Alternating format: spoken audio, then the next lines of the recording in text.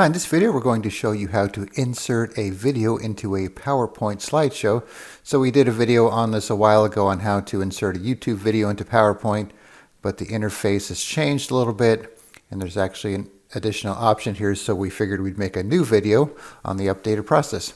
Okay, so we have this mountain biking slide, so we want to insert a video into this area here. So if you go to the Insert tab and then Video, you'll have three options here. So you could use this device to pick a video from your computer. The stock videos option will show you some available online videos that you could use for free. And then we have the online video section where you could take a link from a site like YouTube and use one of the videos directly from there to have it embedded into your video. All right, so let's try this device option first. So we're going to use this MP4 file we have on the computer. Then you see when you click here, it'll show the supported video types. So there's a lot of different types that you could use.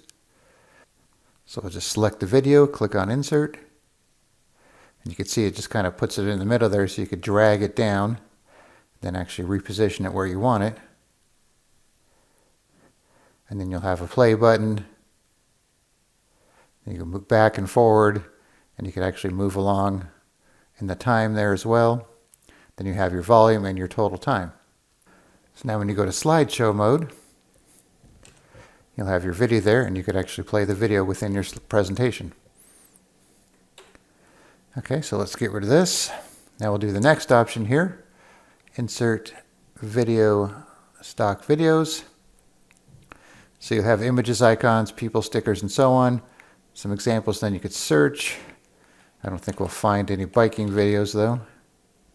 All right, let's just pick this for an example. Insert. So it works the same way. Just resize it and it has the same kind of interface. Okay, finally we'll do the online video option. All right, so now you have your sites that are supported: YouTube, SlideShare, Vimeo, Stream, and Flip. So you need to paste the address into the box here.